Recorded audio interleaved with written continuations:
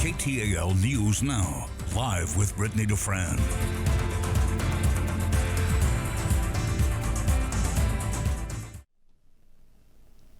Hello, everyone. Thank you for joining us here in the KTAL News Now Digital Center. My name is Brittany DeFran, and today you're joining us here for the mayoral runoff debate and pre-show. So we're just getting the party started here. You're joining us here in the KTAL News Now Digital Streaming Center, as we mentioned, where we're live reporting on breaking news and developing stories in real time. Now, we're live reporting on stories and developing them in real time. We're on the scene and covering the most important stories of the day. We're also diving deep into issues that you care about. You know, as we mentioned, the debate starts at 7 p.m., but, we're just here getting the party started with you guys and, trying to take a little look inside, what you can expect tonight. I want to introduce who I am joined here with my guest today.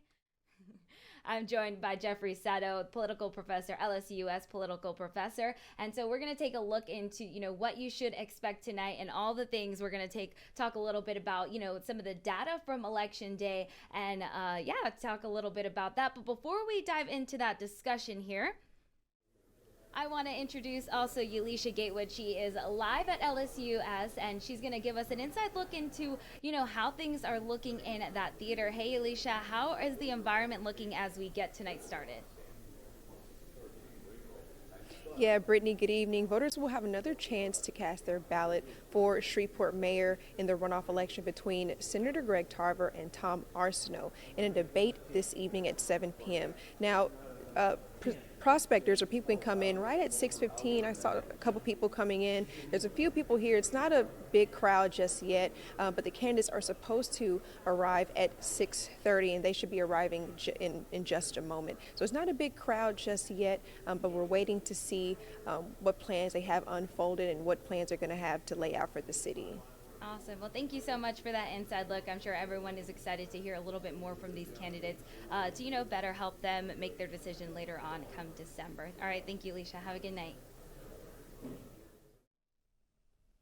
All right. So we're going to continue here with LSUS political professor Jeffrey Sato. Hey, Jeffrey, how are you doing today? Good, thanks. How about yourself? Awesome. I'm doing good. I'm excited to have this conversation with you and talk a little bit more about these candidates in depth. So when we look at, some of the numbers from Election Day and we talk a little bit about that, let's break that down a little bit. It's 51% of the Democratic Party voted for mayor of Shreveport, and then compared to the 23% of Republicans. But, Arceneaux is the Republican candidate here, and he led with votes. Now, this data is a little interesting to me. What do you make of it? Well, when you look at a kind of an analysis of who got what votes in what precinct, and just looking at two factors, that would be the race and the partisanship of registrants in each of the precincts, it pretty much went the way that a lot of people were predicting, and that is that Greg Tarver would do very well in precincts with large black proportion of registrants, and Arceneaux, as the only Republican really in the race, he would do well in the precincts that had a higher proportion of Republicans, and that's pretty much how it played out. And so when we look forward to the runoff here, we can expect those patterns to continue. Now, of course, obviously the most interesting aspect of all of this is where is the other 48% of the vote going to go, and particularly the vast majority of it that three other candidates collected, two Democrats, City Councilor Livette Fuller and the incumbent mayor, Adrian Perkins, and then a no party candidate, Mario Chavez. He's a Caddo Parish commissioner. But interestingly, Chavez was, until the time he started his campaign in early part of this year, he was a Republican. In fact, he was an officer in the local Republican Party. So his running with a no party designation was sort of a strategy to try to broaden his base.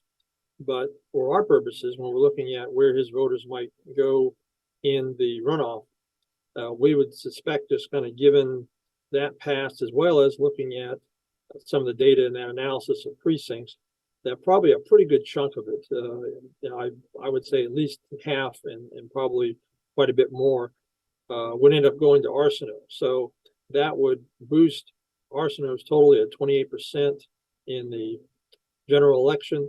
That would boost him into the 40s in terms of percentile. Of course, then you look at Tarver, and assuming that the other candidates, major candidates who were Democrats, and they attracted, it would attract mainly the same voters that Tarver would, since he's a Democrat, then the lion's share of those voters would end up going to him. So this is a bit of a problem for Arceneaux, simply that his potential base is not as large as Tarver's potential base. So if he's going to win this, some things are going to have to happen in the campaign to put him in a position to do that. All right, so now that we've looked at the numbers and deep dived into that a little bit, considering those numbers, what's your assumption as we move over into this runoff election? How do you think that may play out? Well, again, a lot of not everyone's going to vote in a runoff election, and particularly in this one where it's almost, to some extent, at least in terms of larger state and national politics, it's pretty standalone local here. I mean, you've got the mayor's race, and then there will be a few city council races on top of that they draw a few voters, otherwise might not have bothered to show up. Other than that, though, you just have 3 constitutional amendments at the state level, and you have no, for example, Senate election, as was on the ballot during the general election. And that's something that always attracts people, and typically the guy at the top of the ticket is the one that will have a few spillover votes for people further down the ticket. Well, the big winner in that Senate contest was incumbent Senator John Kennedy, a Republican. He won a very large, 64% of the vote. And so chances are that come the runoff, that some of the people who participated in the general election were there because they wanted to vote for Kennedy. And that was their main concern. And so now that there's no runoff election, he won well over 50% plus one of the vote. They're not going to show up, and that's going to be another problem for Arceneaux. He's going to probably, compared to Tarver, disproportionately lose voters in terms of who showed up there in the general election. So, typically, you look in the past, and sometimes the runoff turnout is right up there with what you'd see in the general election.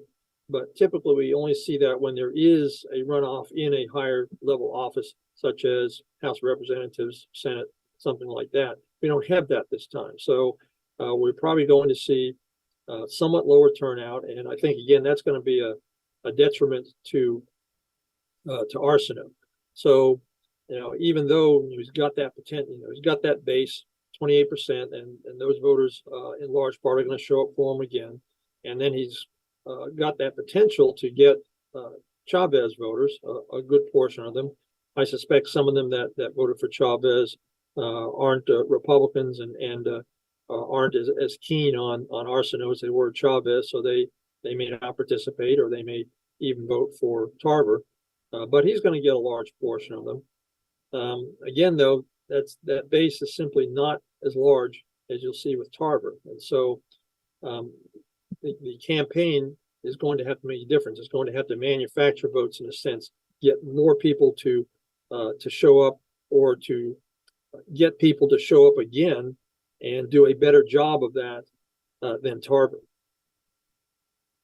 And so your analysis is kind of pointing to Tarver maybe leading this and possibly taking that next seat. Is that kind of what I'm understanding from you?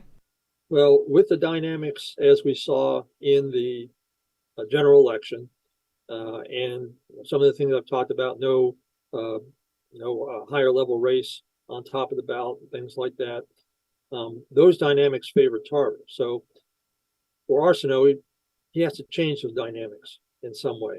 And again, the truest method of doing this, the most reliable, is you simply got to go out and find more voters for you, boost that turnout. Now, there are not official figures out yet from the Secretary of State that looks at turnout for the election as a whole, but more particularly for each precinct. So, you kind of have to guess. You can make some crude estimations just looking at the raw numbers, and doing that, at least in terms of the districts that Arceneaux did and Chavez, we're going to put them together for these purposes, that they did the best in.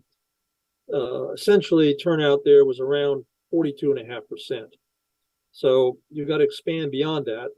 Now, kind of the problem here for Arceneaux is that Tarver, we look at the same kind of districts where he did well, and the turnout there was a little over 40%. So, in a sense, he's got a little less room to maneuver. There's just less potential to create more voters out there. It's not impossible to do it, because if we look back in the 2006 election, you had there, after the general election, you had two candidates remaining. One was a Republican, Jerry Jones. He'd been the city attorney, and he was in there with 39% of the vote, as I recall. And then Cedric Glover was a city councilman at the time, a Democrat. He was in the mid-20s, as I recall. And the thing was that in that election, when you looked at Jones's totals, and there was the third place finisher was, who's now the director of downtown development, Liz Swain. She ran as a Democrat. You looked at the percentage that she got, and kind of like we're thinking here with Chavez and Arceneaux. If you moved a good chunk of her vote over, in fact, basically all you had to do was move maybe half of her vote over to his column, and he actually would have ended up with 51% of the vote and would have won that election, given the dynamics of the general election. But what happened in the runoff was the Glover campaign really stepped things up, and they did a much better job of turning out. They increased their turnout. In fact, I think it was, the figure I remember was something like 7% over what in those precincts that he had done well in the general election. And so he basically created more voters, and more than overcame that seeming disadvantage that he had if you looked at the numbers as they were in the general election. He overcame that and won the election 54% of the vote. So it's possible. Whether it can be done is another matter. And just my assessment is it's not going to be easy for Arceneaux to do the same thing. Yeah, definitely their campaign styles differ a little bit, and we've kind of talked about that previously. One thing that they are on the same page with is making crime a top priority. What should community members kind of look in their responses tonight on, how they would tackle that issue if elected? Yeah, well, one persistent problem, and many think is something that is contributing to an escalation in violent crime over the past 3 years, and really go back about 6 years, is the kind of persistent shortage that we've been seeing in the Shreveport Police Department in terms of its staffing, generally running about 100 or so officers below where they plan to be, they'd like to be. And so it's thought that if you get more officers on the street, then that's going to have a positive impact on bringing down crime. And there are other little strategies that you can employ to try to do that, kind of reassignments and the like. Or something that was talked about a year or so ago was changing the way that shifts are done, 8 as opposed to 12-hour shifts, and certain how many hours over 2 weeks and the like. You can kind of do things like that, but again, probably the best strategy is to get more officers on the street. And it's been a problem with pay until recently. In fact, when you compare Shreveport Police Department to others, it was in the area. It was on the low side, and that was identified as a problem. And that was earlier, about a year or so ago, almost. The city council and mayor then Perkins had a broad increase in salaries for the police.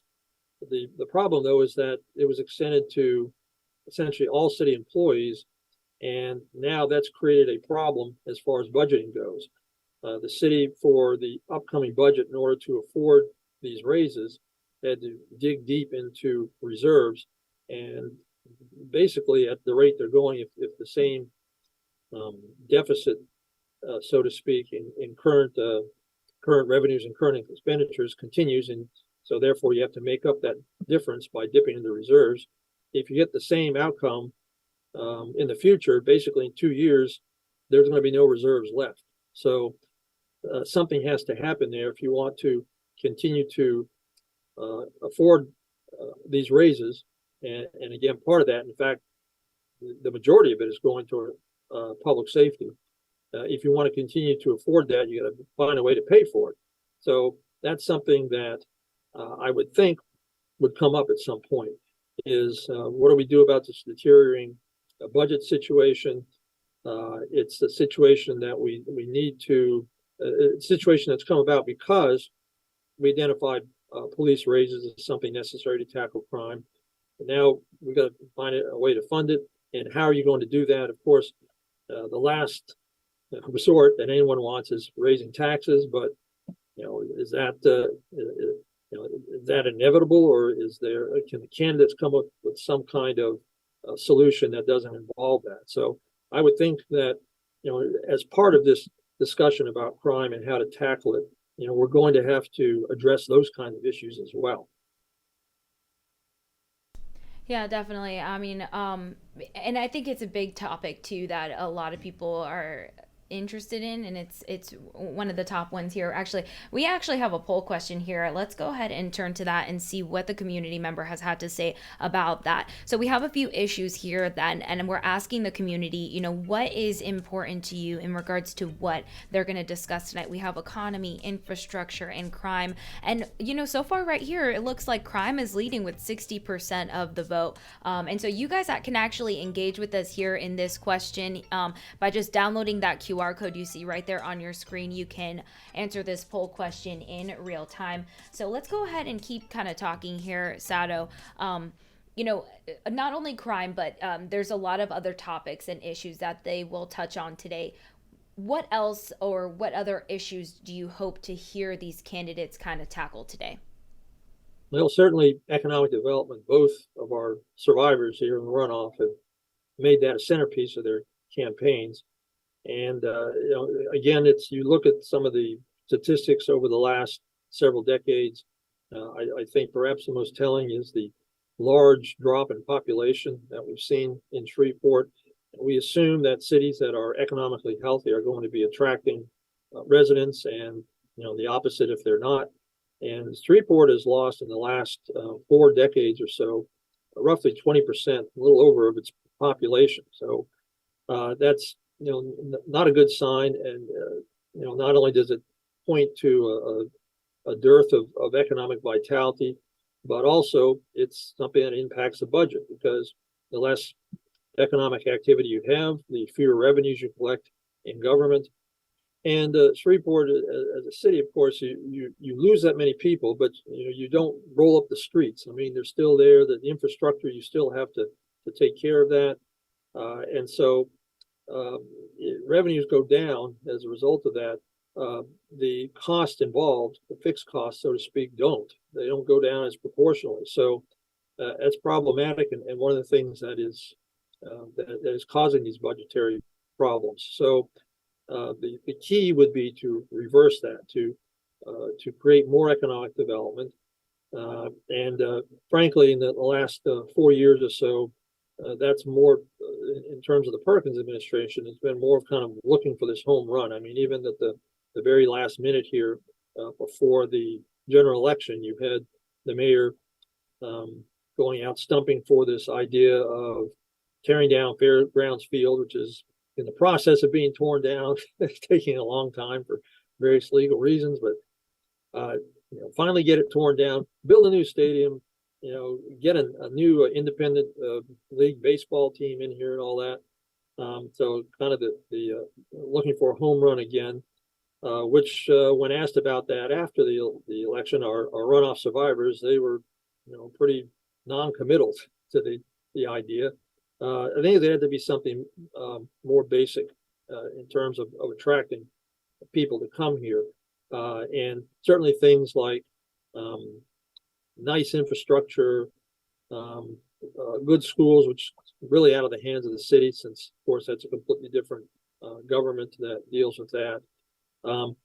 Perceptions of crime, of course, all these things are interrelated to encouraging this economic development.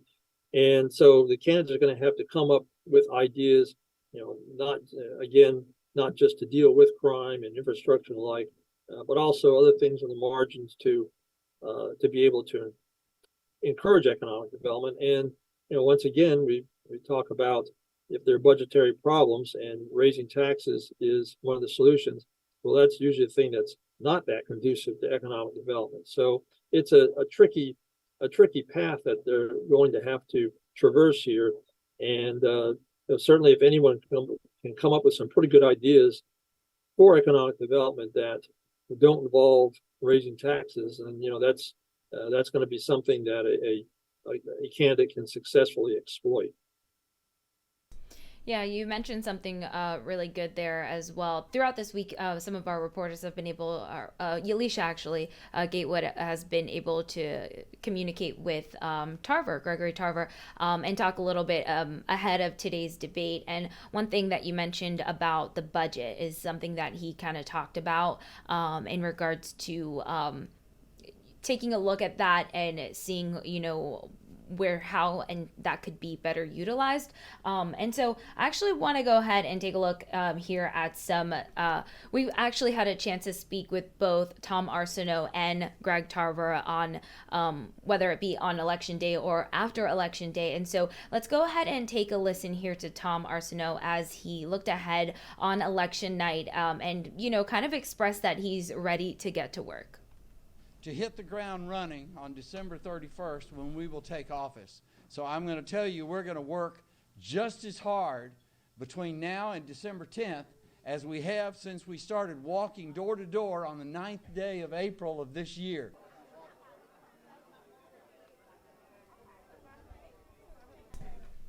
And then we also had a chance to hear from Tarver as well. And, we're going to take a listen here as he kind of just put an emphasis, this was on election night, on working together, bringing the community together to really make a change in Shreveport. Take a listen. Well, Shreveport, we need to work together in unity to make Shreveport move forward. We must support each other. We must set our petty differences aside. Are you Democrat or Republican? It doesn't matter. We're all Americans. We need to work for Shreveport, both of us together, all of us together as one. So those two candidates will be able to hear a lot more from tonight in regards to some top issues that you really care about. But as we kind of close off here, we're just minutes away from the debate getting started. Professor Sato, do you have any last words or anything else you would like to kind of analyze for our community as we get started with this debate pretty soon? Yeah, I'm wondering, it really wasn't brought up that much in the previous forums, but I'm just wondering if they're going to address the problems with the EPA consent decree that the city is under by 2026. And I'm not entirely sure they'll make that deadline, but they've got to basically do a lot of repair to water and sewerage. And the problem there is that while the city's already spent something like $375 million, they're thinking it's going to probably be in the neighborhood of $700 to $800 million more that's going to have to go out the door in order to fix all of this. And once again, you got to find that money somewhere. And of course, water and sewerage are supposed to be paid by the users of the system, but we've seen in the last several years some fairly significant rate increases, and the amount of money that is apparently going to be necessary to fix everything would suggest some more are on the way. So that's something I would hope that they would discuss. I don't know if they want to, because it's nobody likes to say that or hear that their rates are going to go up yet again and again. Arceneaux brought up an interesting point in the one of the previous forums when he talked about, and he's the first guy I've heard discuss this in a long time, is basically the city to get rid of its recycling program, which is in abeyance right now because frankly, they can't find anybody to do it or do it in a cost-effective manner. It is something that's been costing the city and it's really underperformed in terms of the benefits that were promised. So, that's something that he just would soon get rid of. And that's something where you can save a little bit of money, but not going to nearly be enough to pay off hundreds of millions of dollars. So, I'd like to see if they're going to broach that topic and what they're going to do about it.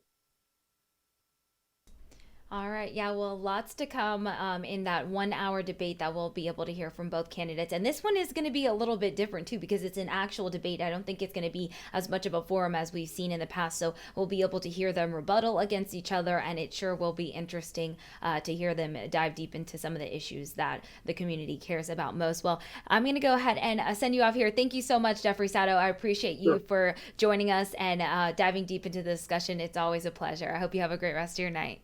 You too. All right, thank you.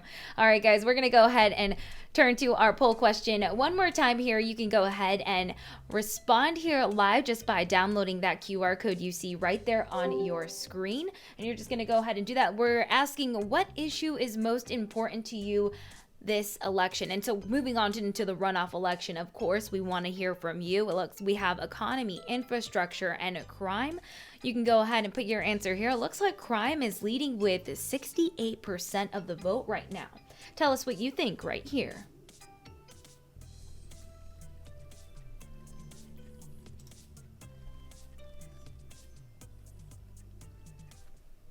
All right, and we are just minutes away from the debate getting started. We're going to go ahead and show you one last breakdown of the election, the numbers on election night.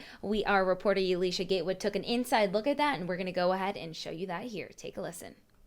How did the largest precincts in Caddo Parish vote for the next mayor of Shreveport? Well, let's take a look. According to the Secretary of State's website, the top 5 precincts voted in favor of Tom Arceneaux. We thought we were going to run first, and we were pleased that what we thought came true. Now we're turning our attention to the runoff and figuring out what we need to do and how we need to get our message to more voters. The precincts that include the neighborhoods Cherokee Park and Southern Hills voted in favor of Senator Greg Tarver. In Shreveport, we need to work together in unity to make Shreveport move forward. We must support each other. We must set our petty differences aside. Are you Democrat or Republican? It doesn't matter. We're all Americans. We need to work for Shreveport, both of us together, all of us together as one. Back in 2018, over 60,000 people voted in the regular session, and in the December mayoral runoff, only 38,000 people voted. That's a 36% drop. In this year's election, over 51,000 people voted in the regular election, and if the turnout for the runoff remains the same this year, it could see voter turnout numbers at about 32,000 votes, which means 26% of Shreveport-eligible voters could decide the city's next mayor. For your local election headquarters, I'm Alicia Gatewood. All right. Thank you, Alicia. So that is a wrap here for our pre-show party for the mayoral runoff debate. We are going to get started here in just a minute, so don't go anywhere. More to come right here.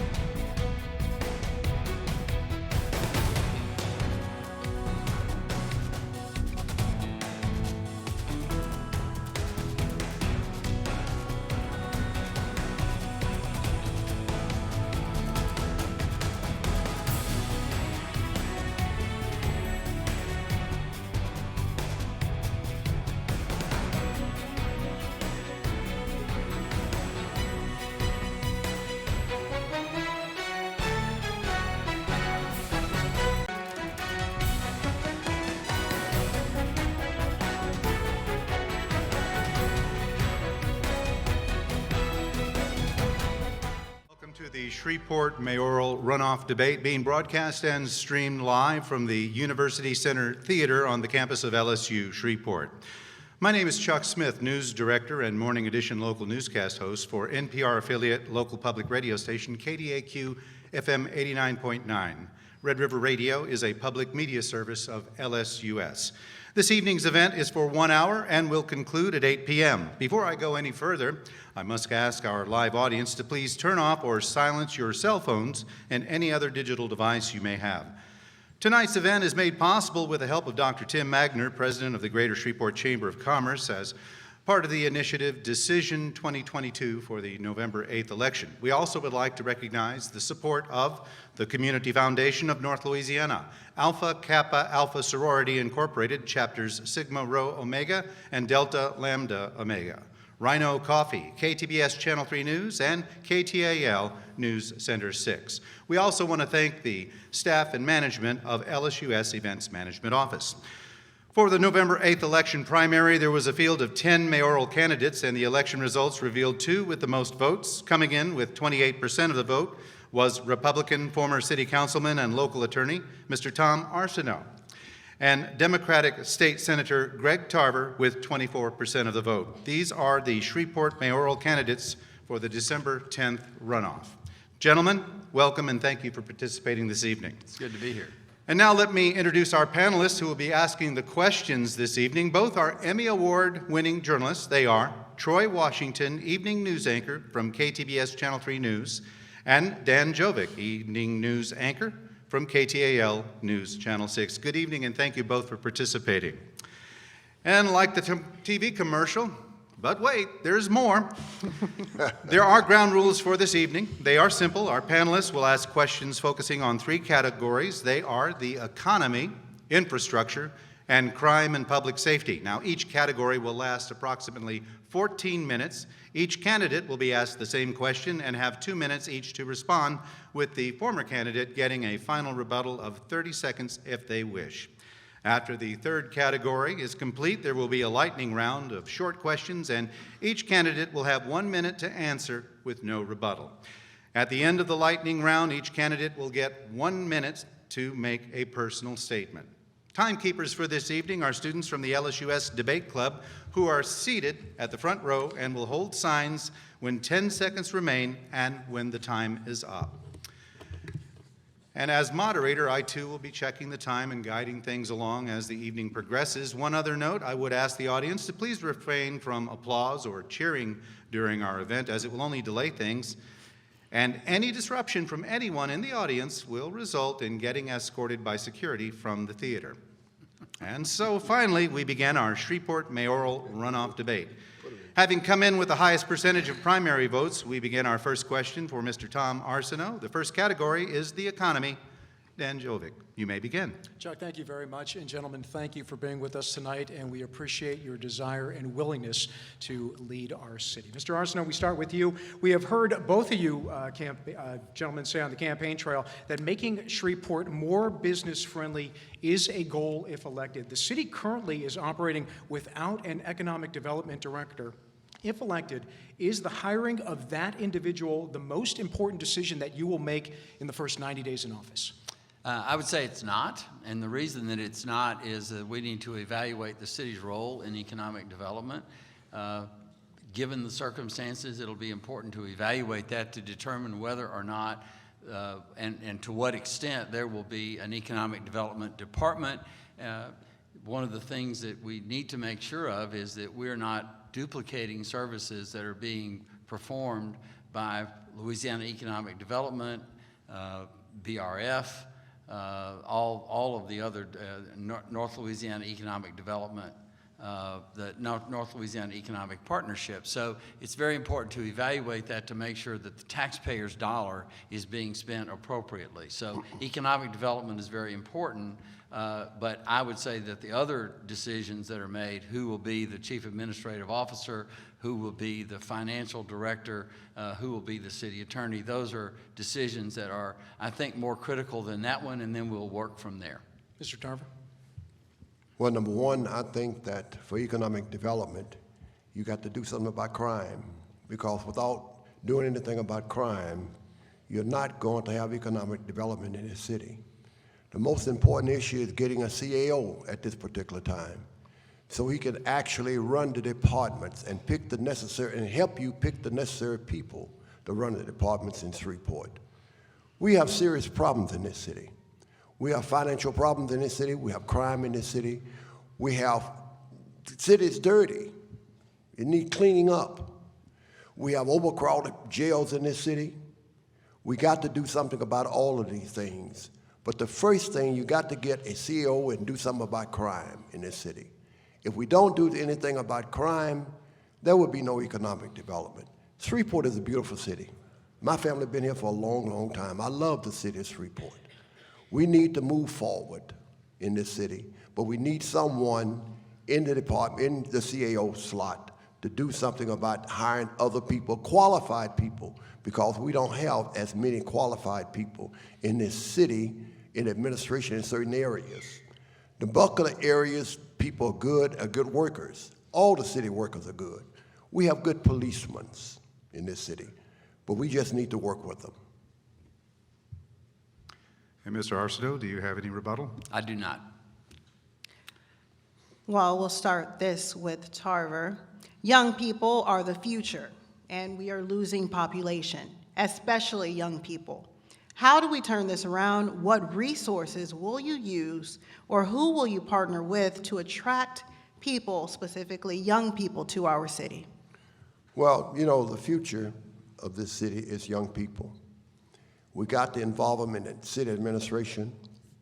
We got to put educational programs together to keep them here in the city of Shreveport. We got to provide the necessary jobs for young people that we do not have right now. We need to bring more industry here.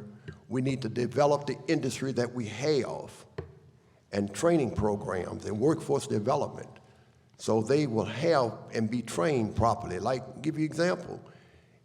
If Amazon ever opens in Shreveport, they need training. They need young people. We need to bring young people into government.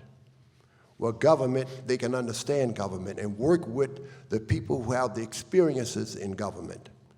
And I think that right now, we need to do something about, again, crime, to keep young people here. People are not leaving here just because they don't have jobs a lot of times. People are leaving here because of crime in this city, high taxes in this city, and they do not have confidence in government. It's just like a bank. If you don't have confidence in a bank, you're not putting your money in that bank. And that is what's happening in Shreveport, Louisiana. Mr. Arceneaux. I'd like to cover two areas. Number one, most of the creative power that we have in our city is in our young people. And as a result of that, we need to explore the avenues that we have in the arts and in the sciences. And that, I think, is where we can pay close attention to our young people and catch their attention. The second thing is the same thing that we have done at the law firm where I've been since 2003, when we're attempting to recruit young people to come to work in Shreveport. And one of the things that we do is to focus on the really positive things in our city and the difference in a lifestyle in a city like Shreveport versus a Houston or Atlanta or Chicago, because the traffic there, the expense of housing, the expense of and the cost of living are all very important things.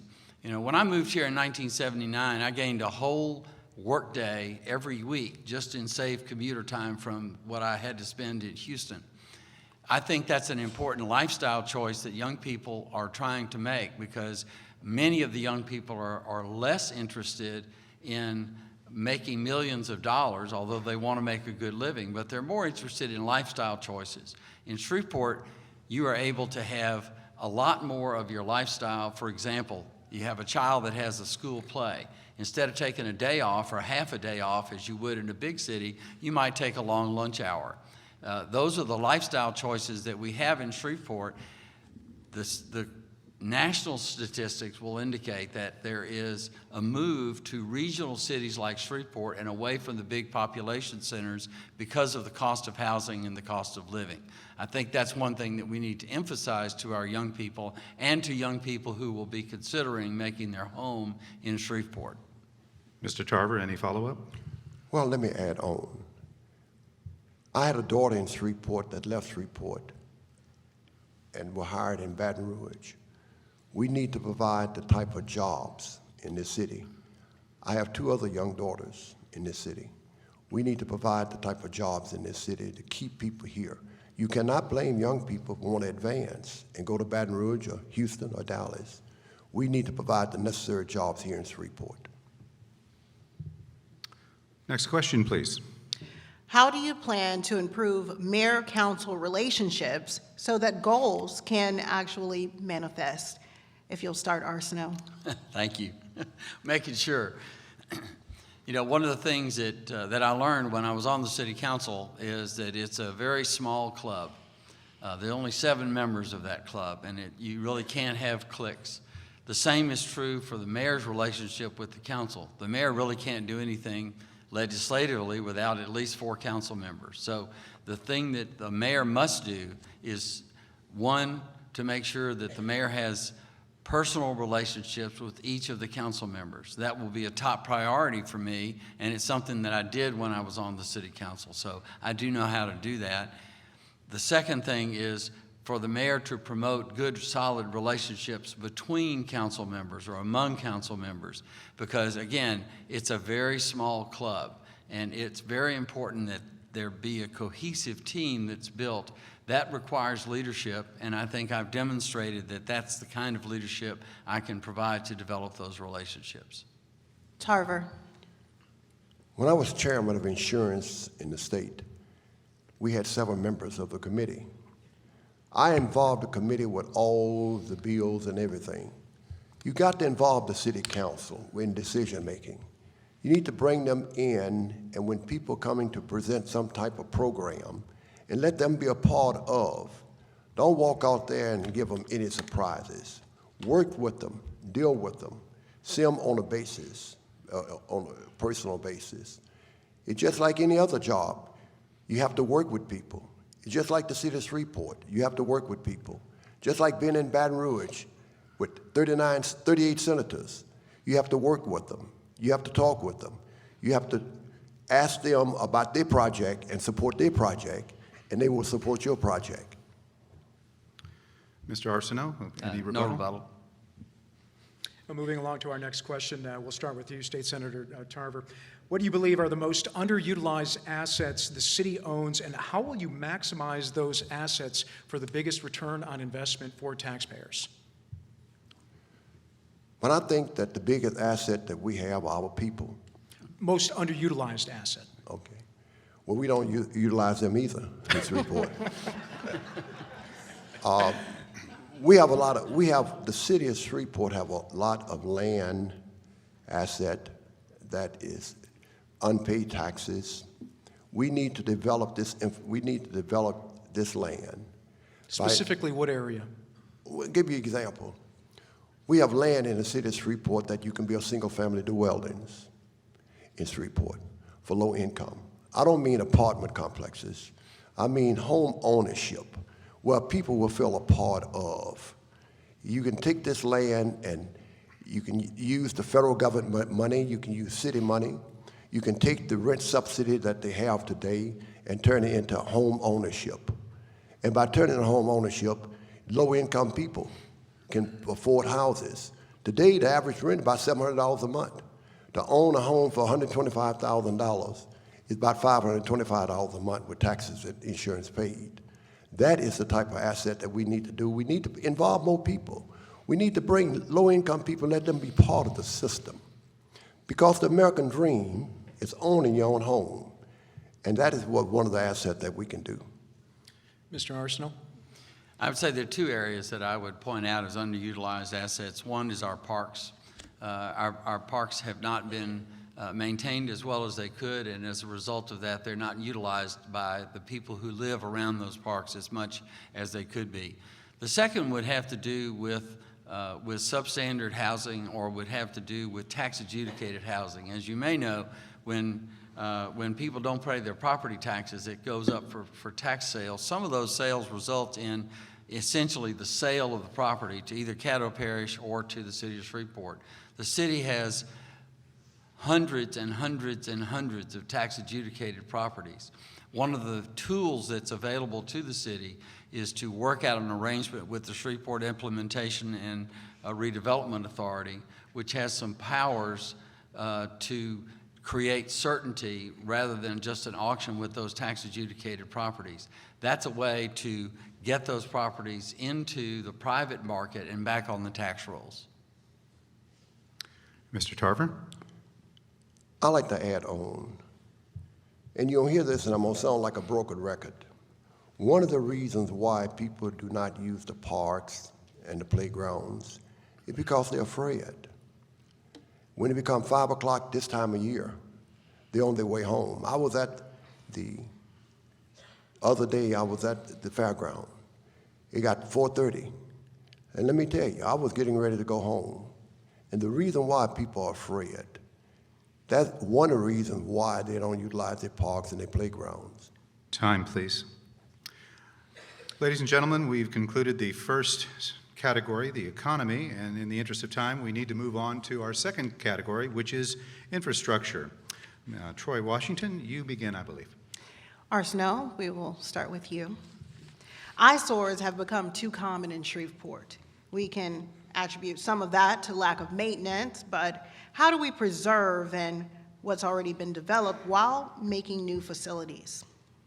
Are you speaking about public facilities? Are you speaking about public and private facilities? Public and private. I was looking at, you drive into some of the neighborhoods and you see some of the dilapidated buildings or such. So how do we restore those as well as create new establishments? Thank you for clarifying. With respect particularly to blight, one of the things that I want to do is increase the number of property standards inspectors.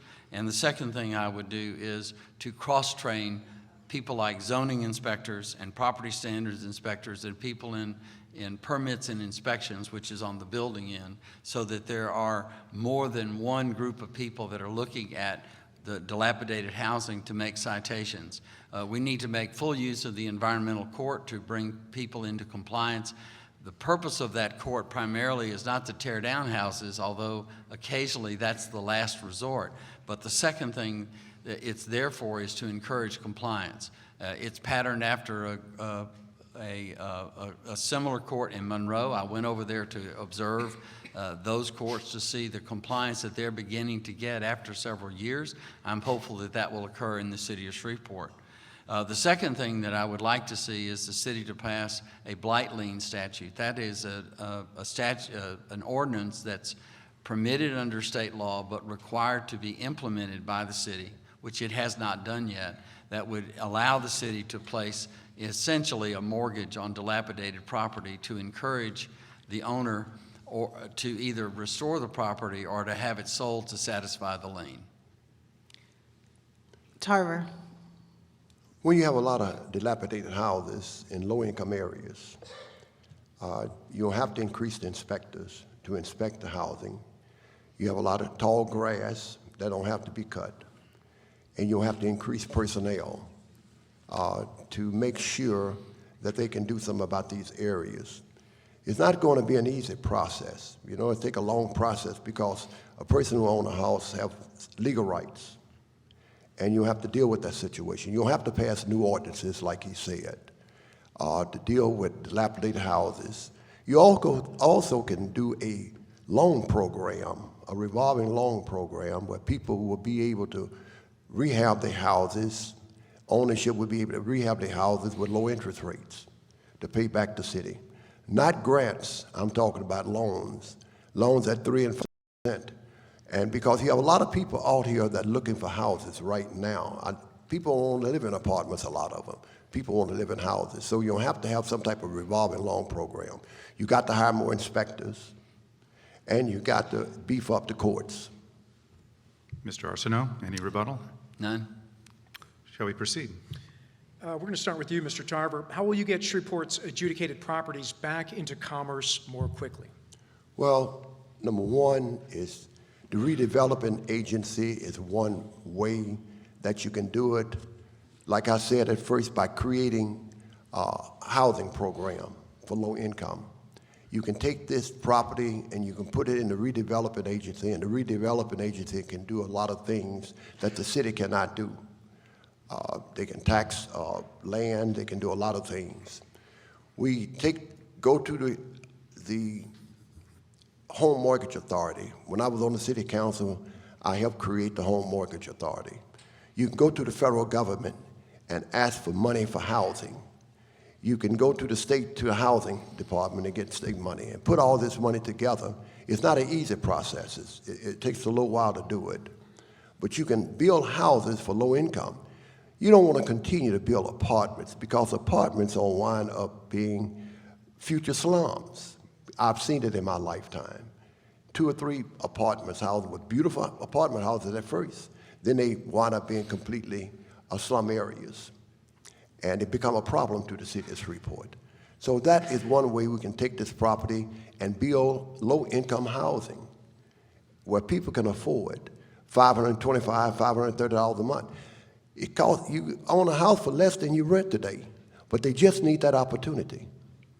Mr. Arceneaux, adjudicated properties and getting them back into commerce?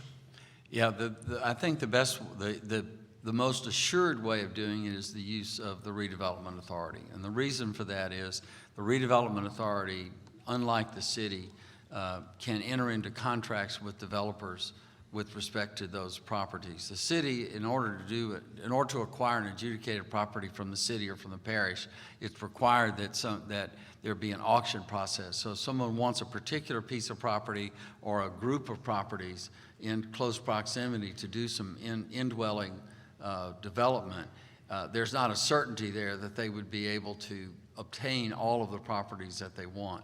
The redevelopment authority has the ability to contract with someone without having to go to auction, and to put conditions on what will happen with the property, so that you have some accountability with what happens. The other thing that happens with an auction is once it's auctioned, the owner can do whatever they want or do nothing with it and just continue paying taxes. So it seems to me that the best way to deal with the adjudicated properties is to work out a contractual arrangement between the city and the redevelopment authority. While I was chairman of the redevelopment authority, we developed the legal infrastructure templates to be able to do that. We were not able to find our first transaction. Mr. Tarver? It's not an easy concept add on to it. It's an easy thought pattern, but it's very, very difficult to carry this through from 1 to 10. Just because you have adjudicated property, you have to more than likely, and I'm not a lawyer, but you have to make sure that property is clear if you're going to build someone's home on it. And you got to go more than likely to the court system. He knows better than I because he's a lawyer. But it's not an easy process. It's a complex process. But it's something that we need to do in this city. And you can put that land back on tax rolls. Time. Next question, please. Arceneaux, we'll start with you. As a journalist, I've done far too many stories about the potholes here and the condition of the roads here in Shreveport. I've heard things like we don't have the proper equipment, or the list is long to get to those roads in particular. How do you plan to tackle those concerns? The first thing we need to do is to determine the priorities of them. You know, there is software available. It's been used by the city in the past to determine what the most serious needs are and to address those first. Given the circumstances that most of us have experienced driving the roads of Shreveport, it's clear that we could not solve all of those problems in a very short time. So it's very important that we establish a set of priorities based on need rather than based on for example, districts or an equal distribution or whatever there might be. There are some roads that are worse than others, and we need to address those first. But it's just one step at a time, and then keeping the people advised where you're going to be and when you plan to get to those, so that at least if someone has potholes in their street, they have an idea when you might be able to get to those potholes. Tarver. We have so many potholes in the city of Shreveport. It will take priority, but you have to use the roads that's most traveled. When I go to work in the morning, I hit about 10 potholes. In Lakeside and Allendale, coming from St. Matthias Street, you had a lot of potholes in the city. It's going to take a priority. It's going to take people willing to get something done in the city of Shreveport. Everybody assumes, oh, we have so many potholes, how are we going to get it done? Well, number one, 1,000 miles begins with a single pothole. Fix the pothole at a time. And we're not doing that. We're ignoring it in the city of Shreveport. And that is what's happening. And we just need to get the Public Works Department to start prioritizing these potholes in certain areas. Mr. Arceneaux, any follow-up? No. Next question, please. Our next question piggybacks off of that, and Mr. Tarver, I'll start with you. What long-term infrastructure goals do you have for the city, and is a 4-year term as mayor long enough to assure that those goals will be accomplished? No, I don't think it's long enough, number one, 4 years. It might take 8 years to do it. But you must have a program. And first, the people got to have confidence in government. Anyone that goes into the mayor office this term, come out, think they don't have a bond issue, that's not going to happen. You got to, number one, you got to take the present budget as it is right now. You've got to disrupt that budget. You got to remove programs that are obsolete in that budget. You got to cut the budget without hurting people.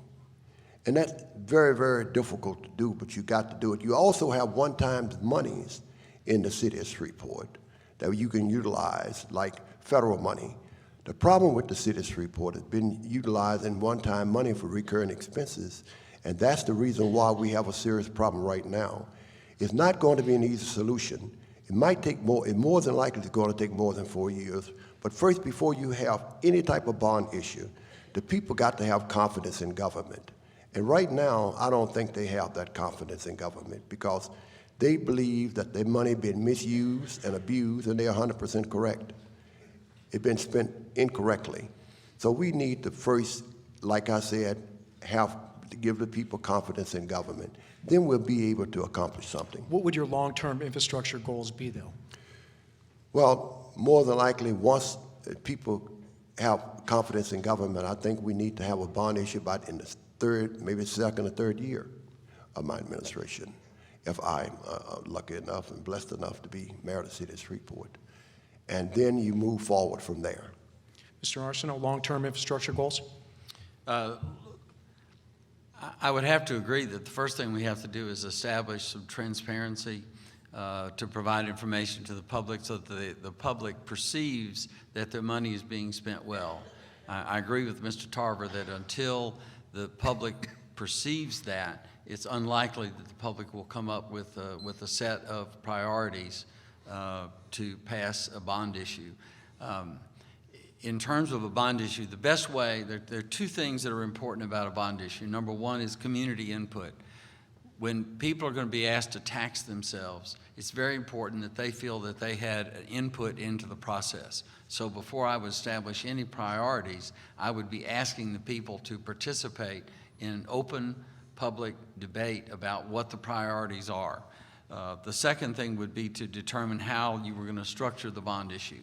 And as a result of that, then you could go to the people because the people feel that there's ownership there. But I do perceive that a bond issue is several years away, even though I think it's needed, because I just don't think the people will support something like that in the very short run. With respect to, is 4 years enough? 4 years is what we get.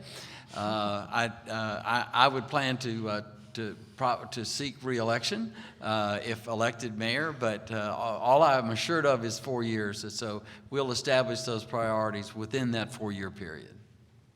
Mr. Tarver, a rebuttal? Add on to that is that I will use my relationship that I have in Baton Rouge and in Washington, D.C. to actually go there and beg for money for the city of Shreveport. In the Senate, I have a lot of relationships, good relationships in the Senate. In Washington, the president, special advisor, former special advisor, a very close friend of mine, I served with him in the Senate. I know Congressman Troy Carter in Baton Rouge, in New Orleans, and I will go to Washington and beg for money. Time. Next question, please. Neighborhoods in Shreveport, they are struggling. Some of the schools are in minority neighborhoods, especially in Allendale, Lakeside, Queensboro, and others. What will you do to revitalize those areas and create opportunities? Mr. And we'll start Arceneaux. with Arceneaux. Excuse me. Thank you.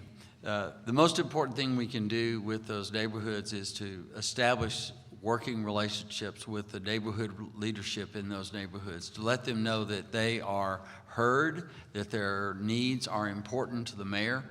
Those are things that I plan to do. As you may know, I've been walking door to door since the 9th of April, and as a result of that, I've developed a lot of relationships in neighborhoods that I plan to use to let them know that their neighborhoods are, every neighborhood is important to the city of Shreveport. I happen to live in an inner city neighborhood in Highland, so I understand better than most what the problems are in a neighborhood like that has dilapidated housing and that also has schools that are being closed. And that's a big blow to a neighborhood, so repositioning those schools, repurposing those schools is important. Those are owned by the Caddo Parish School Board, so I'll have to use my persuasive powers to convince the school board to make solid use of those facilities so that they will become again a neighborhood center as they were many years ago. Tarver. Queensboro, Lakeside, Moortown, all of these areas, Dr. Martin Luther King area, they don't feel like they're part of the city of Shreveport because they've been ignored so long. We got to get them involved and let them know that they are part of the city of Shreveport, just like Spring Lake. We got to pay attention to their needs, just like we do people in other areas. We got to work with the individual. We got to help them to establish associations in their community and let them know that they'll be able to come to the mayor's office and talk to the mayor, where they would be able to be part of the system itself. They don't feel like they're part of. They look around, the streets are never repaired, the sidewalks are never repaired, tall grass on empty lots, and they just don't feel a part of. You need someone who can communicate. You need someone who can talk to them, who know them. And I do know people in those areas very well at Lakeside and Allendale. By the way, I was born in Lakeside. I've been there all my life. My family been there all their life. We need to work together as one and let them feel like they are part of Shreveport, Louisiana. They do not feel a part of like Spring Lake and other areas like that. We need to have them to participate. Mr. Arceneaux, a rebuttal? No. We have one final question in infrastructure. Dan, would you go ahead? Absolutely, and we'll start with you, Mr. Tarver. Will you push for the completion of the I-49 connector, and if so, why are you the person that will finally get this project done when others have not been able to? Well, number one, I support the inner city connector. My friend, Senator Barrow, and I, we work together. We have $100 million in the budget for that. That's our portion. We need federal money, and everything is being basically held up because of the federal government and the rules of the federal government. But I'm support that 100%. I think it will help revitalize the area in Lakeside and Allendale. It will eliminate a lot of blighted area at this particular time, and you can have economic developments in these areas. What we need desperately around Lakeside and Allendale and all the way in part of Cooper Road. So I support I-49 Inner City Connector. I'm 100% behind it. Mr. Arceneaux? On this point, we agree. I support the I-49 connector. As you may be aware, the city of Shreveport is who made the motion at the NLCOG meeting to actually go forward with it. That was done by Mayor Ollie Tyler, and we need to follow through with that. The rest of the process, however, is pretty much outside the control of the city of Shreveport. The mayor has to be an advocate for the swift completion of that process. The people of Allendale deserve that. The people of Shreveport deserve that. Mr. Tarver, any follow-up? I will use my relationships with people in Washington, D.C. to move the I-49 connector forward. It's not going to be an easy process dealing with the federal government. It's just like dealing with state government. Okay, that concludes our category on infrastructure. We are a little over halfway through the evening, and we begin with our third category, public safety. We're going to start with you, Mr. Arceneaux, and we're going to start right at the top. If elected, will you continue with Shreveport's current police chief? Please explain why or why not. All department heads need to be evaluated, but the police chief is particularly special. I have developed a good relationship with Chief Smith, and at the moment, I don't see any reason why I would change. That's all subject to evaluation once I'm obviously in the position. But I think Chief Smith has proved that he has the trust and confidence of the rank and file police officers. And as a result of that, that's the most important part of leadership. In addition to that, it's very important to have continuity of leadership.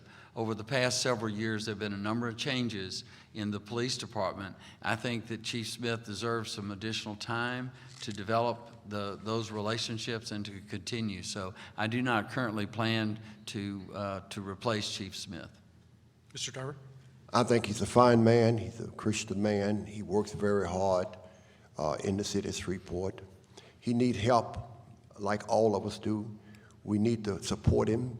We need to have the office to support him. We need to have the citizens of Shreveport, everyone support this man because he has a very hard job. All of our policemen have a very hard job. They protect us. They stop people every day. They're in danger every day. So yes, I will keep the chief because he's a very fine man. Mr. Arceneaux, follow-up? No. Okay, Troy Washington, next question, please. Expanding upon that just a bit, last year we broke the homicide record. Numbers are down, but people still don't feel safe. Do you have a plan to make people feel more at ease? We'll start with you, Tarver. Repeat that, please. I didn't hear it. Last year we broke the homicide record. Numbers are down, but people still don't feel safe. Do you have any plans that you would want to implement to make people feel more at ease? Well, you know, when I was on the city council, and years before, we started a police community relations in the city of Shreveport. We need to revise that, and people need to participate, and the policemen need to participate, and people need to know the person who's patrolling the area. It's not an easy process. You don't know when someone is going to be killed, but you got to stop these young people. You got to take these guns from these young people. Everyone in the city of Shreveport need to work together in the situation. It's not an easy concept. It's not an easy problem to solve.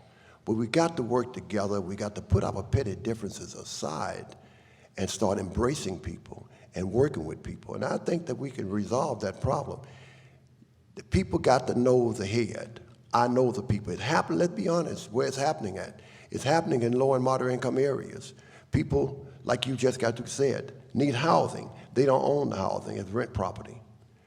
People don't care about rent property like they do their own property. So we need to develop more housing in the city of Shreveport, ownership of housing.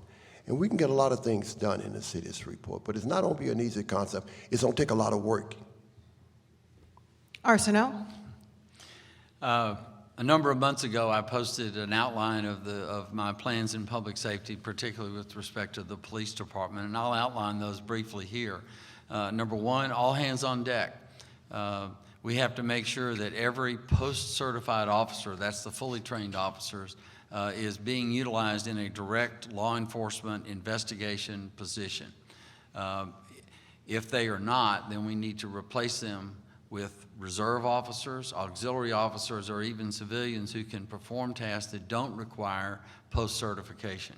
The second thing is to have relationships between the patrol supervisors and the patrol officers who are actually patrolling a particular neighborhood or particular district. By developing relationships directly with the citizens, two things happen. Number one, you get accountability of the police officers because they know the people they're serving, and you also get knowledge and trust built with the people who are being served, that they feel comfortable communicating with the police officers and letting them know what's going on in the community. The third is more long-term, and that has to do with the elimination of blight. We've already covered that in the infrastructure discussion, but that is a very important part of any kind of a long-term plan to reduce crime and make people feel safer in their neighborhoods. Mr. Tarver, 30 seconds. No. No? Next question, please. All right, we'll start with you, Mr. Arceneaux. How will you address the issue of overcrowding at the Caddo Correctional Center? It's a large problem. It is a large problem. It's also not one that the city can do very much about. Most of the people that are in CCC are awaiting trial.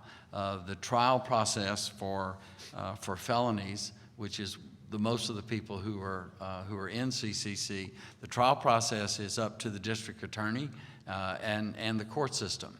The faster we can get those people through the court system and into state custody, then the more that overcrowding will be avoided. So I plan to work with the district attorney and to visit with the district judges to see what we might be able to do to speed up that process so that there will be more room made in CCC. Does some of that lie with the public defender's office as well, though?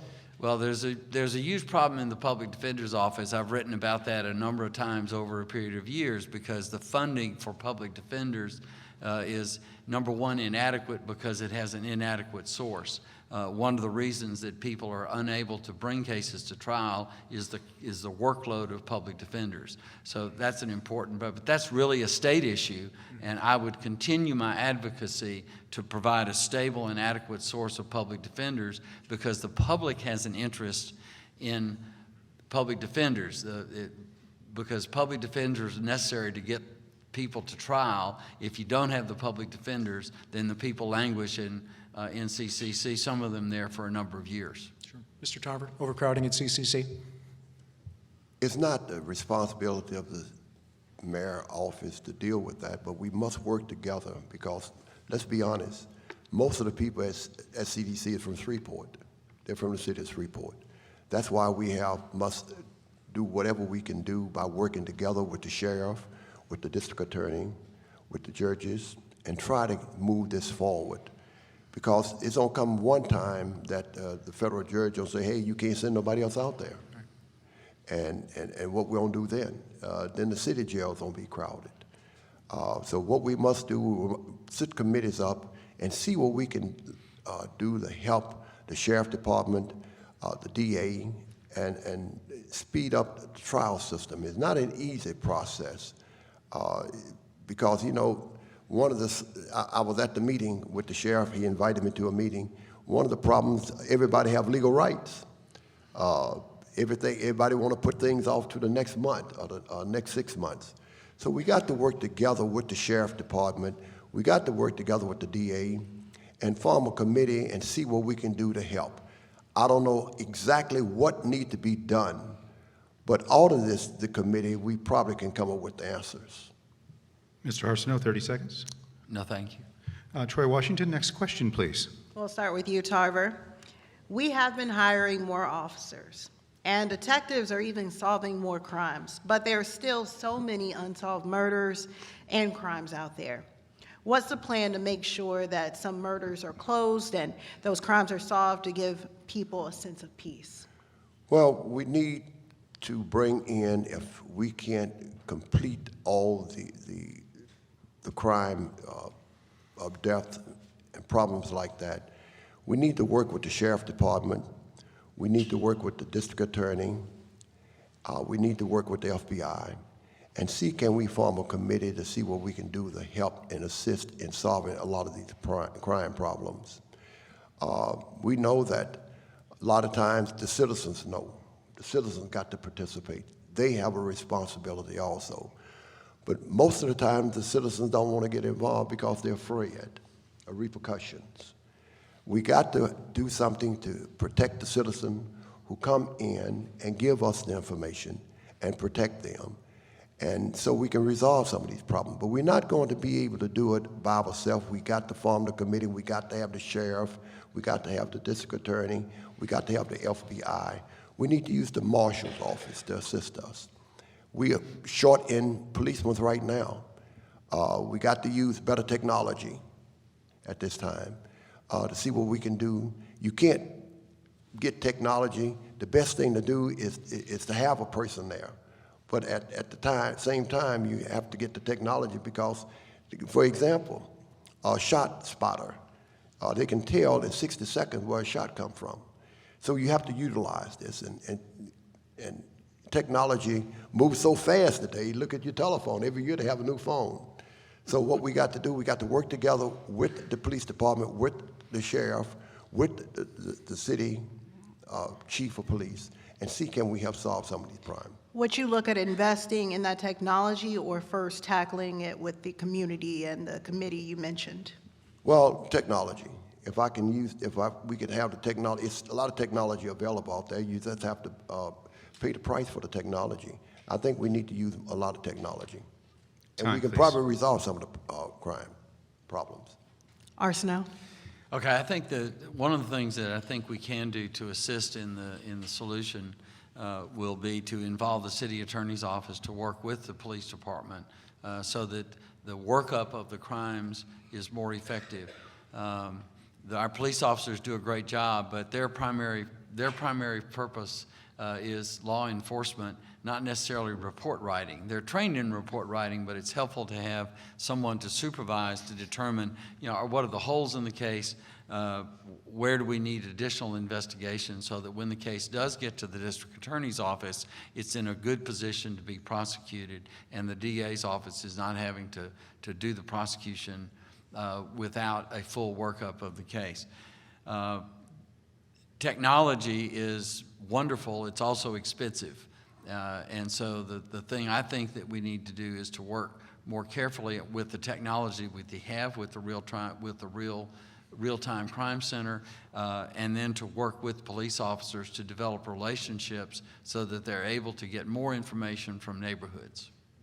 Mr. Tarver, 30 seconds. We need to move the crime center in the police department where the professionals are. And I think that they're in the process of doing something like that, but we need to have the crime center in the police department that is controlled by policemen. One final question before we move on. Dan? Mr. Arceneaux, we'll start with you. Will you continue with Chief Smith's idea of substations being built throughout the city? Voters backed police and firefighters in the most recent bond issue. Do you agree with that idea? Well, the people of Shreveport have given us a directive, so yes, I agree with that idea. The Chief Smith has made a good case on substations. We will have 3 of them, and I think the thing to do is to evaluate those. You have to evaluate the cost of them as well as their effectiveness. Each of those will be at least 6,000 square feet, so there not only will be substations, there'll be community centers as well. And as a result of that, I think there will be some public benefit to that, but it's something we need to keep track of to determine the cost effectiveness of it versus building more. I think the people of Shreveport decided that they wanted those. They voted on it directly, and so I support the decision of the people of Shreveport. Mr. Tarver? I support the decision of the people of Shreveport. At the same time, I don't think that we really thought it completely out. It might be 6,000 square feet, but you don't have to put personnel there. Right now, we're short of policemen. We'll have to man all of these centers, and it might take 5 or 6 people. That means we'll have to hire additional officers. I think that we need to think through the process first. And let me say this to you, bricks and mortar don't stop no crime. We need to put more money in policemen, pay policemen better. That is one of the ways we can stop crime and help solve the crime problem. So I'd rather sit down and have a conversation with the chief of police and see how much it will cost the city of Shreveport, because it's going to cost a lot more than you think. If we're short now, if you open 3 substations, you're going to be shorter. You're going to be at least short about 30 more people, because you don't have to man that all the time. Mr. Arceneaux? Oh, your rebuttal? I don't have your None? rebuttal. Okay. Excuse me. Well, that concludes our category on crime. We now enter our lightning round. Each candidate will get a question, and we'll have 1 minute to answer without rebuttal. So some of these questions, by the way, were submitted by our audience, who are also Rhino Coffee customers, and we appreciate Rhino for helping us with these questions. So shall we begin? Let's see. Troy Washington, if you will start first. We'll start with you, Tarver.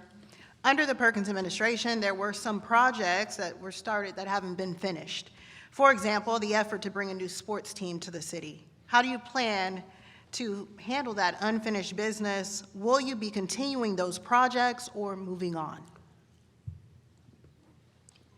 I will look at the projects and see what the projects at this particular time, and do we have the money for the project of the baseball team I think you're talking about, correct?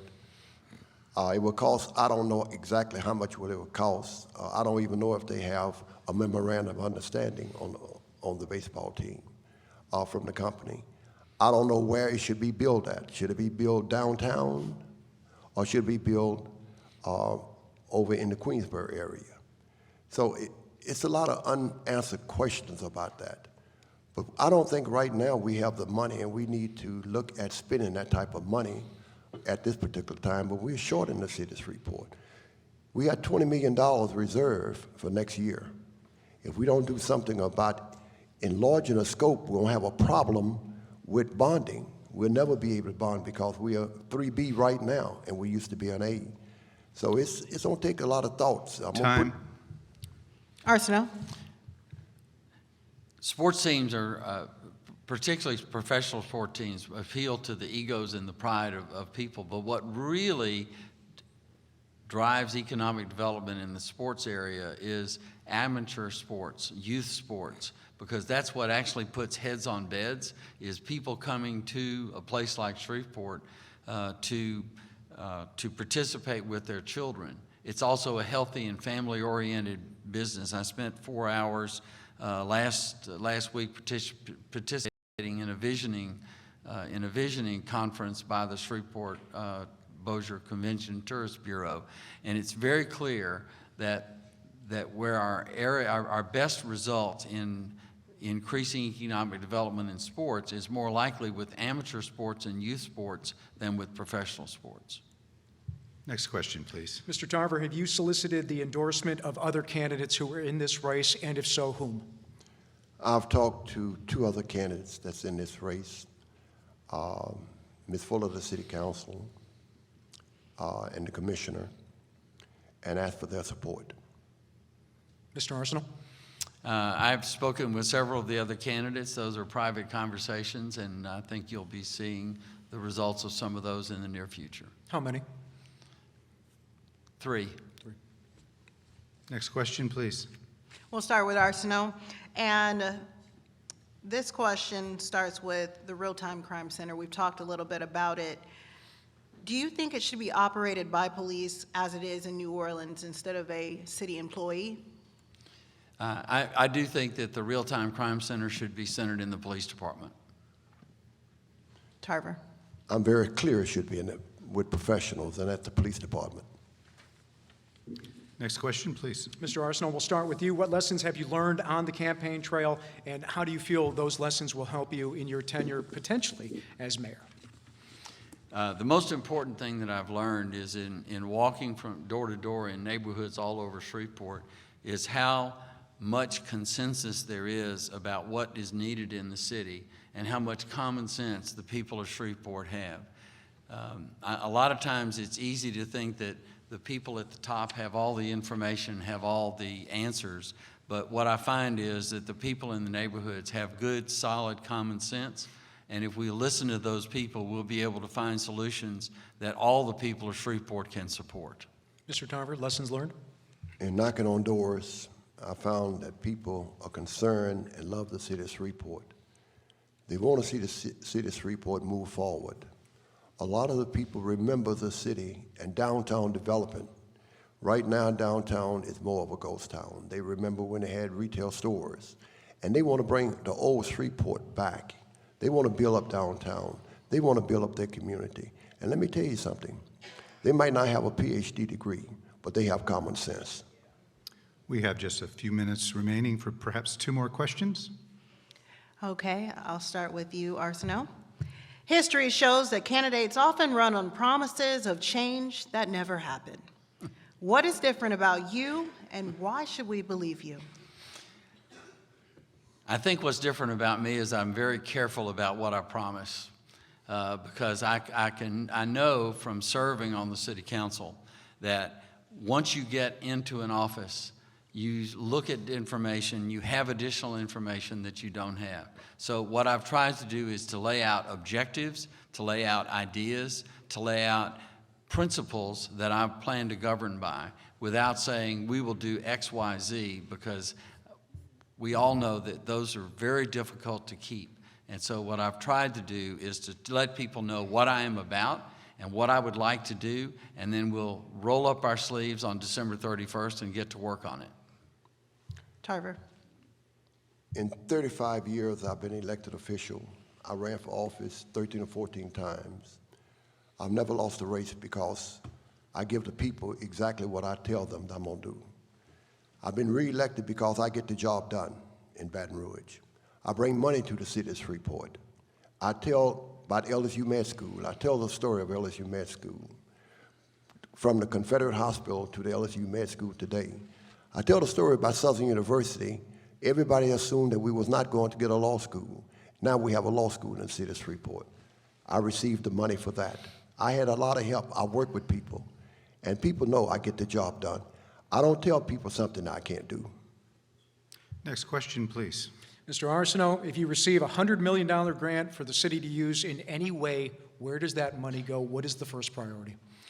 I think the first priority is infrastructure.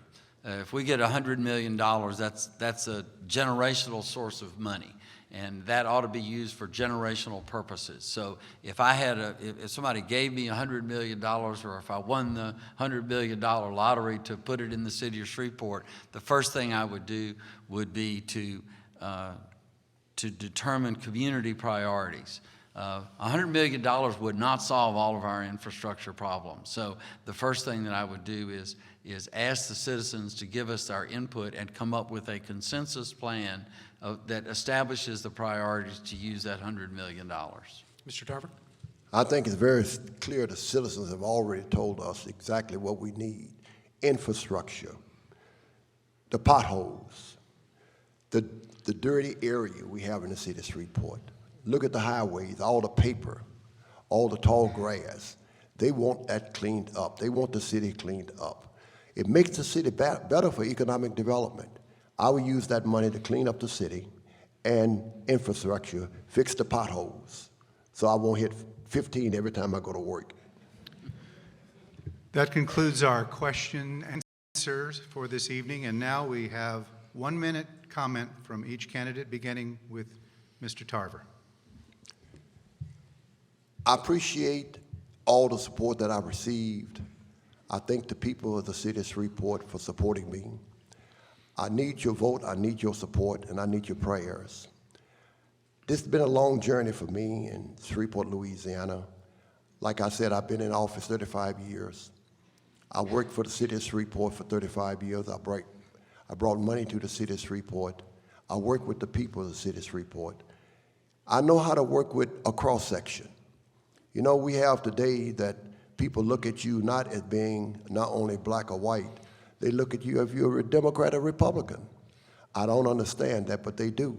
People vote on party lines instead of looking at a person for what he is. So I ask for your vote. I'm a Democrat. I'm proud to be black, and I need your help. Mr. Arceneaux? My friends, what you have before you is a decision on who you think has a plan and who you think can implement that plan. I've tried to lay out over the course of this campaign plans for economic development, plans for public safety, plans for the elimination of blight. Those are all very important things, and because I've laid those out, I hope that I've given you confidence in me that I can accomplish those things. I also know how to work with the city council. I've been a member of the council and for 8 years and worked to develop long-term relationships with other council members. That's the same kind of thing that I will be able to do as your mayor. I'm looking to serve you, the people of Shreveport. I love Shreveport. I love the people of Shreveport. What I need to do to be able to serve you is I need to have your vote. I need to have your support. And I ask for that for vote number 64, Tom Arceneaux for mayor of Shreveport. And so we conclude our Shreveport mayoral debate. Thank you, gentlemen. Thank you, panelists. And thank you, our audience, for participating. And don't forget, go out and vote. This is Chuck Smith for Red River Radio. Good evening and drive home safely.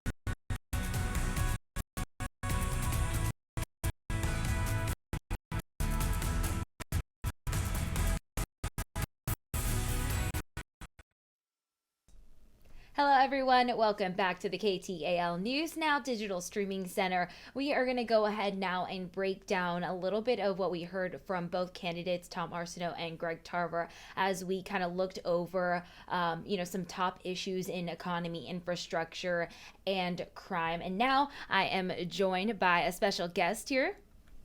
I'm joined by Stephen Parr. He is joining me here today. He's a political analyst, and we're going to talk a little bit about some of the things that both of these candidates have talked about. So I'm going to go ahead and, first, how are you doing, Stephen? Doing great. Happy to be here. Thanks so much for inviting me. Awesome. So happy to have you here. So we're going to go ahead and jump in here, just starting from the top to bottom on, some of the things that they talked about. They began with economy, the topic of economy, and, they kind of started with population loss and asking both candidates in regards to, this issue that the city is facing. Tarver, on one hand, was looking to make sure that bringing young individuals into the community and keeping them here. They kind of both talked on this in terms of, keeping the young individuals in the community here.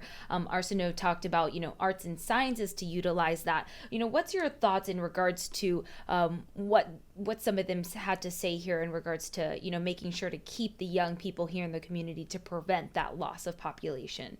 That's one of the interesting things. I like to take a lot of what I do politically, and I like to take all my political decisions and run it through the second sentence of the Declaration of Independence, and that's the one that says we hold these truths to be self-evident, that all men are created equal. One of the things it says is that we all have the right given to us by the Creator to pursue our happiness. Part of the reason why Shreveport's been losing population is because people have decided they should be better off pursuing their happiness somewhere else. If you want to bring population back to Shreveport, you've got to make this a place where people think they can pursue their happiness here. And so that's one of the things that both of these candidates have a challenge of. You can't force people to live. You can't force people to stay. You have to create an environment. As the mayor of a city, you have to create an environment where people actually want to stay, where people think that their pursuit of happiness is going to be more successful here than anywhere else. If they don't think that, they're going to leave. It's pretty much that simple.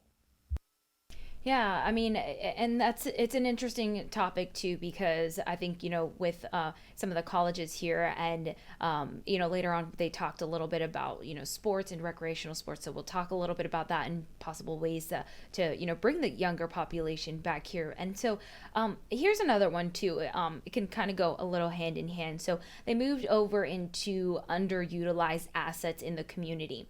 Arceneaux here on this hand kind of said that the parks are underutilized, that the community isn't really, out in parks and utilizing these community assets that are, created and provided for them. And then on the other hand, Tarver said that land in the city isn't really being utilized. What's your take on, both of their talking points here on what's being underutilized in the community? It's one of the things that I think is interesting about both Tarver and Arceneaux is that they tend to say things that are pretty similar. Both of them are correct. We have a lot of parks in the city that are underutilized. We also have some places in the city where we don't actually have parks. So that's another aspect, that there is land that's not necessarily being used. Part of why some of the land in Shreveport's not being used is because businesses and people have moved out, leaving it vacant. And that leads to another thing that obviously we'll touch on later on, is the abandoned property, the vacant property, the distressed property problem in the city. But in this case, they're both right. There are parks that aren't being used, and there's pieces of land that's not being used. And some of that gets back to some of the same root problems. Part of the reason why people may not be attending some parks in the city is because they don't feel safe at those parks. And part of the reason why people aren't utilizing parts of the city is because they think that that's a high crime area. Why would you want to start a business or move into a vacant building if you think that that's a high crime area? So, and again, that's another topic that we're going to overlap into is crime. But this is one of those instances where both Tarver and Arceneaux are saying things that are pretty similar. There's not a lot of difference in the language and in the discussion that they're having. And in this regard, they're both actually correct on that with their points. All right, so let's kind of move forward a little bit here and continue as they moved into the next topic. And they really had a lot of time to really, answer the questions. I kind of spoke to Arceneaux a little ahead of the debate, and he was so happy that he was going to have a whole 2 minutes to answer the questions. So they were really able to go through a lot of the questions and think about their responses. So when they moved into infrastructure, one thing that I think a lot of people care to hear about, and it's been a big topic issue, is roadways and how the next mayor plans to tackle this. It seems both of them had a little bit of a tidbit in regards to putting it as a priority, like a priority list on tackling which roads maybe need to be tackled quicker, putting that on a list of what priority lists and how that can be tackled. So it looks like that's what both of them were saying on tackling them in a priority list. So what's your thoughts in regards to that and how they plan to tackle roadways and filling in those potholes? It's another example of how when Tarver and Arceneaux are speaking about things, a lot of times they're saying similar things. And again, if you go to their websites and you read what their websites say about issues, including roadways, they're saying, again, pretty much the same thing. We've got a problem with our roads. We've got to make our roads better. That's good. I don't know how much the voters are going to get out of this, because the question isn't whether they understand that there is a problem. I think everybody understands that there's a problem with roadways in Shreveport. Everybody that drives, if you look at how quickly your tires wear down in this city, I think everybody understands there's a problem with it. And again, it's not just a Shreveport thing. This is a Louisiana thing. But the question is, what are you going to do about it? And I'm not sure we're hearing a significant difference between the two candidates of them saying, this is what's going to happen, this is what's going to happen. It really becomes a matter of which one do you think is more competent to manage the problem. They both have identified it. They have both said that they understand that there is a problem. They're both saying we're going to add some priorities. Which one of them do you think is the voter is going to be better at managing that problem? There's another aspect to this, which is a problem that Shreveport has in a lot of different areas, which is maintenance.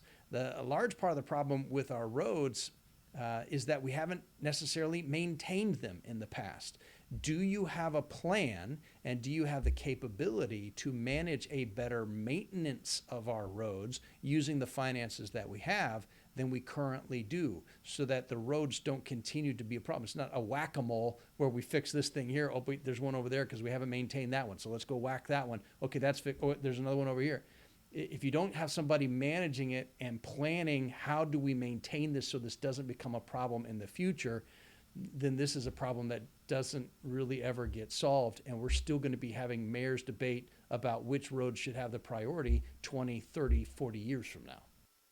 Yeah, so many good points and tidbits that you just touched on there. They are a little similar in some of the things that they said. Even a lot of times Arceneaux didn't even rebuttal Tarver, because it seemed like they were kind of already on the same page, and even vice versa. If Arceneaux began speaking, Tarver kind of alluded to, started off by saying, yep, I agree with that, and then went into his own kind of answer in that regard. So that has been interesting. And then also moving into, making a concrete plan. There was something mentioned later on too that we'll get to and specify here, but creating a concrete plan for the community also to be able to distinguish the difference between the two, because at the end of the day, come December, the community will need to make a decision for their next Shreveport mayor. Right. Yeah. This upcoming election is again very important. And while both men are saying the same things, I'm not convinced both men will govern the exact same way. I think they actually have very different philosophies of what government should necessarily be doing. I just don't think we've heard that in any of the first three debates, and I'm not sure we necessarily heard that tonight. You certainly don't hear that. You don't see that when you go to their websites and read their platforms. It's very similar. But again, it comes down to will they govern the exact same way as what they're saying? I'm not convinced that that's necessarily the case. And I think that's part of why when you look at the way the voting pattern went down, people did vote differently in different parts of the city based upon, in some instances, political preference, because of the thought that even though they're saying similar things, they may not necessarily govern the same way. Yeah, definitely interesting, and will be interesting to see how that plays out. We're going to take a quick little intermission here and bring you in to answer our poll question. We're actually going to close it out and move to our next one, but I wanted to show it to you guys one more time. So the question was, what issue is most important to you? We had economy, infrastructure, and crime, the top 3 topics that the candidates discussed tonight. It looks like crime was leading with 68% of the vote. You can actually download that QR code you see right there on your screen to answer this poll question. We're going to go ahead and close this out and move into our next question here. As we kind of wrapped up the mayoral debate and heard from both the candidates here, we wanted to hear from you. Who do you think answered the questions best? Was it Tom Arceneaux or Gregory Tarver? Go ahead and put your answer in here. As we continue with the discussion, we will see these live results come in, and we can see, and we want to hear from you.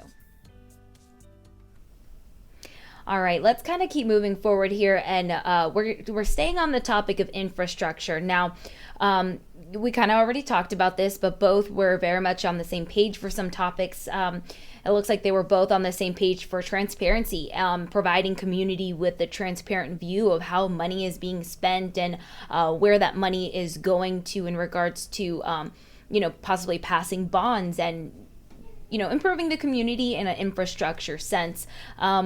Is there anything specific that you would like to touch on in regards to both of these candidates, what you know about how they would like to improve infrastructure and, being transparent with the community on how those funds are being spent? I think both of these candidates have learned from some of the mistakes that were made.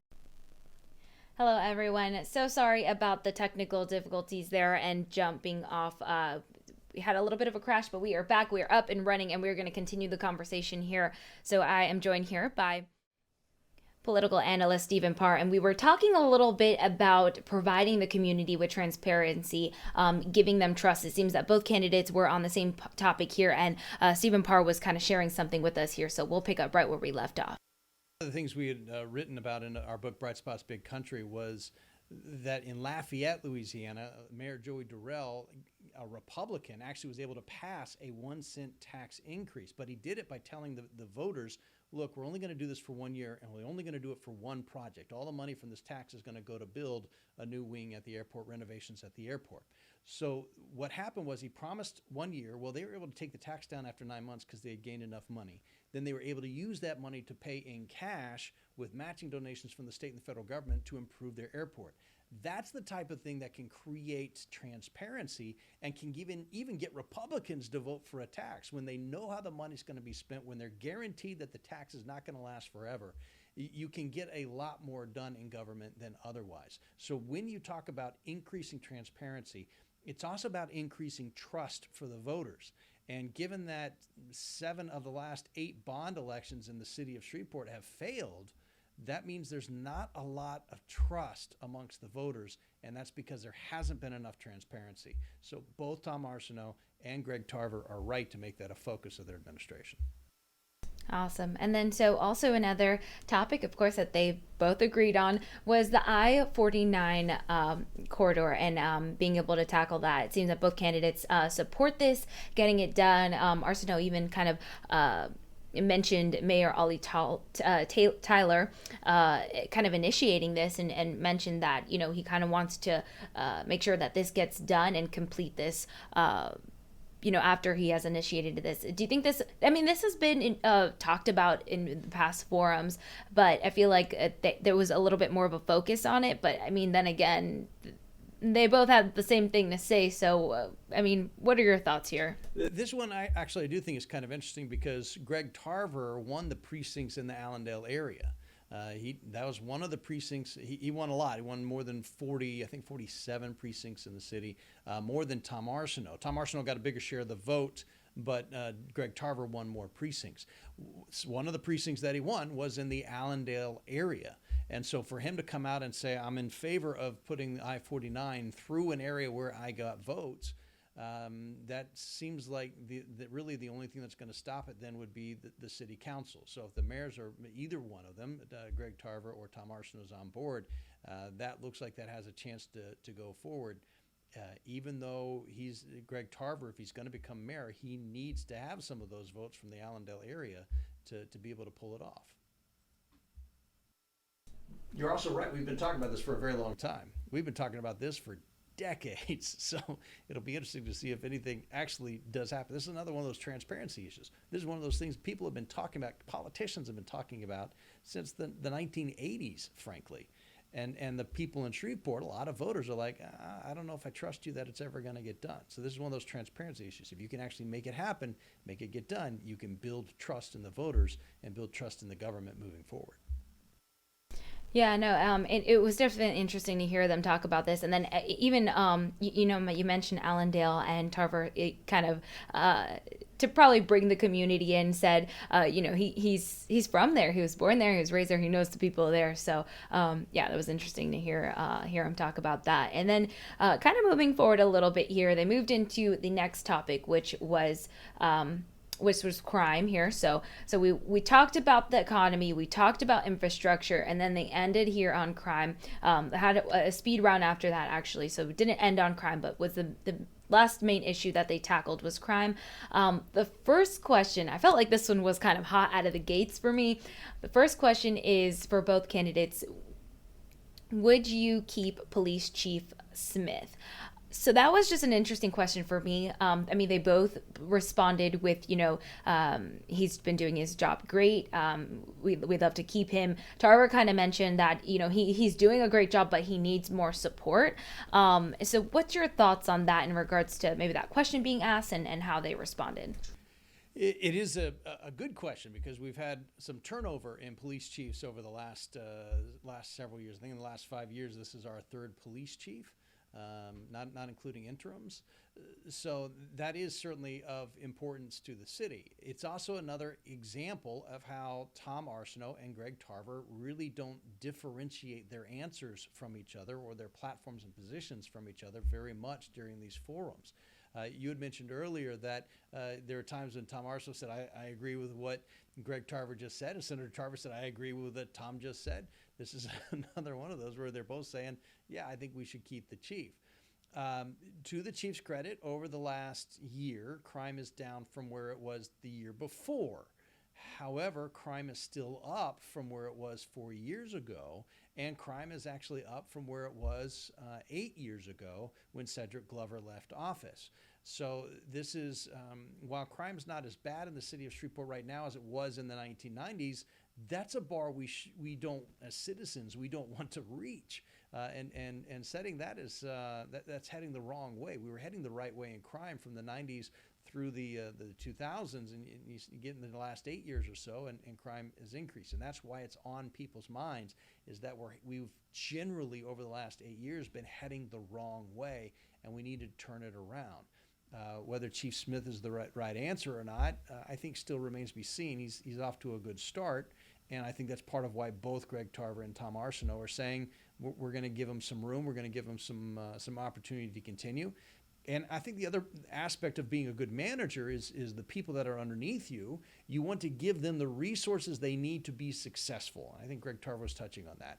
You need to give the people underneath you the resources they need to be successful. Now, if you give them those resources and they're not successful, you got to replace the person. But I think at this point, and I'm not sure the city can necessarily say, we've given our police department all the resources they need to be successful. Yeah, and Arceneaux actually also mentioned about, made a point on continuity within that leadership too. So, just kind of reiterating what you said as well is, both of them, having the same response here, but and giving them the time to allow these leaders to get the job done as well. And going to continuity, real quick on that, going to continuity.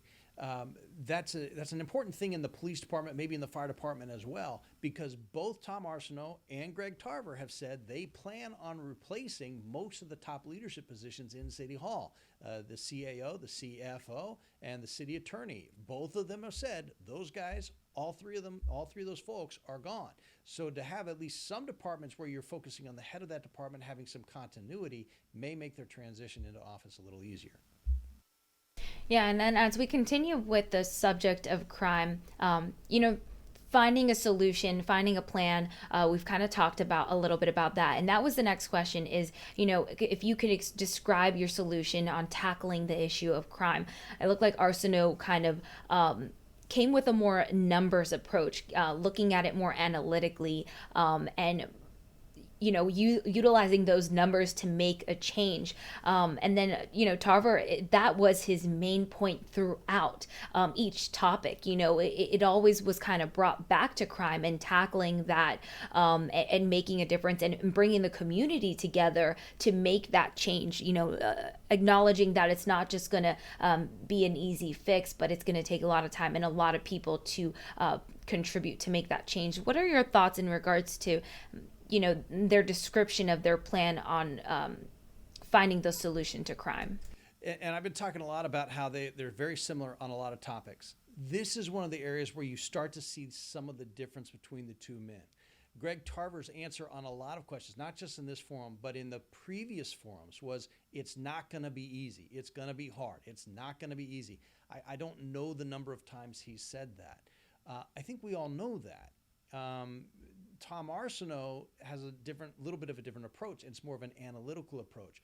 This comes from the School of Management, where what gets measured gets you get results in. So what gets measured, what you're paying attention to with your measurements, is where you find getting results. And that's part of why he's number oriented, because it comes from a business management school of thought, that if you're not keeping track of something with something that's quantifiable, not just do I feel safer, but can we show that crime is down, or can we show specific areas where there is crime and target those specific areas?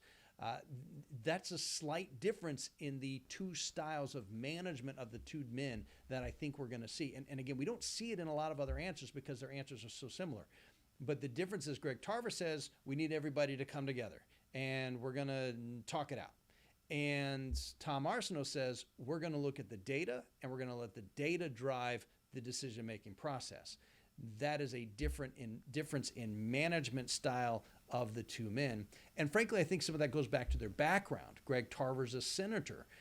He's been in the state legislature. He's been in the city council. He hasn't necessarily been in a management position, whereas Tom Arceneaux has. And I think that's part of why you see a bit of the difference of, as a senator saying, well, we just need to talk more.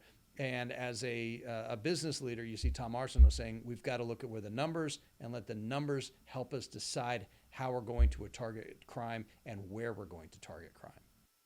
Yeah, you're absolutely right. It's kind of like, finally, okay, we see a little bit of a difference between you guys. Like, thank you for clarifying that. And something else I wanted to touch on about Arceneaux, as he is focusing on the analytics here, he also brought up technology and utilizing technology to assist with, getting these numbers and making the change on crime. What are your thoughts in regards to that in his emphasis on technology? Some of that comes from what New York City did back in the 90s and early 2000s under Rudy Giuliani, when New York City really drastically changed for the better what kind of a city it was. Before Rudy Giuliani, New York was, well, I'll put it this way, most TV shows that were crime shows were based in New York because that's where a lot of crime was. New York's police department used data. They used the broken windows philosophy of policing, where they went and looked at where is the crime happening, where is the petty crime happening, where's the small stuff that we can stop before it becomes big stuff. And by using that data analytics, by using the technology, they were able to make a significant dent in crime. And New York City became much more of a tourist destination than it had been. A lot of tourists were staying away from New York City, especially staying away from Times Square before Rudy Giuliani became mayor. Since New York did that, that philosophy of policing spread across much of the country through the 2000s. And it really wasn't until the last 8 years or so, the second half of the Obama administration, when that philosophy started to get attacked in different corners. Some of it coming from media, some of it coming from Democrat district attorneys, General Soros-backed district attorneys. And you've seen as a result crime's gone up when there's been the de-emphasis on numbers. So I think that's part of where Tom Arceneaux's coming from, is looking at what was successful. One of the things we say on our radio show all the time is success leaves clues. So when somebody's being successful, look at what they're doing, try and figure out what they're doing and why they're doing it, and replicate that where you are. It can be a bright spot. I think that's part of what Tom Arceneaux is looking at, is how was crime lowered in other high crime areas in the country? Where were they successful? How did they do that? And can we replicate that here using some of the same techniques, focusing on data, focusing on technology, and focusing on the analysis of the numbers that come in? Definitely. And then here's another one where we were able to see them kind of separate themselves throughout this debate, talking on the subject of a substation.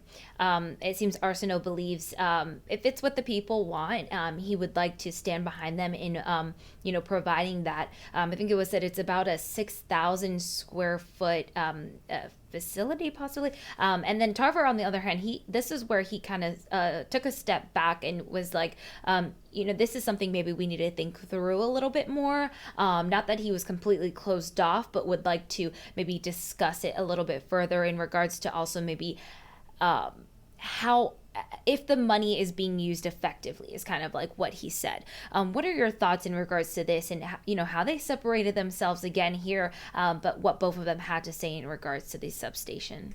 It's interesting. Sometimes Greg Tarver actually sounds like a fiscal conservative. That's one of the things I noticed in the first three forums, the televised forums. He's sitting next to Livette Fuller, who is a fiscal conservative, even though she's a Democrat, and she and Tarver are giving the same answers to things. Greg Tarver is talking about, is this money being spent the best way it can? Is it being spent wisely? And again, that is that's more of a fiscal conservative point of view. This whole thing actually gets back to trust and transparency, because the only bond that passed, the only new bond that passed under Mayor Perkins' administration that he pushed was the police and fire bond the last time around. And in that's where the substations were supposed to be funded. And there was a dollar amount attached to the substations in the city's proposal. The problem is that dollar amount probably isn't enough to pay for the substations, because the city wasn't honest with the public when they went out with that bond in the first place. The money probably isn't there to pay for the substations, especially now that we've had inflation come in. So is this something that, and both of these men, I think, have a very good point on this. Greg Tarver's talking about, is this a wise spending of money? I think that's a good point to be making. But Tom Arceneaux saying, this is what the people voted for, and if we're going to have transparency in government, we need to do the things that people are voting for. I think both of these men are right in those points. The issue becomes, can you afford to do the things that people voted for, because the city wasn't necessarily fully transparent when the bond went out in the first place, and now we've got to pay that piper.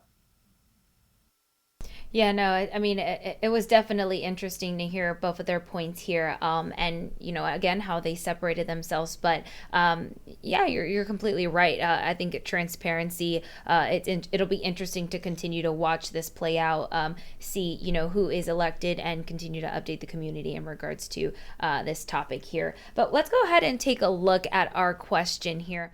We're going to take a look at our poll question, which is, who do you think answered the questions best tonight at the mayoral debate? And you can actually answer our question by downloading that QR code you see right there on your screen. We've got a few votes in already, which is pretty neat. So far we have 80% with Tom Arceneaux and 20% with Gregory Tarver.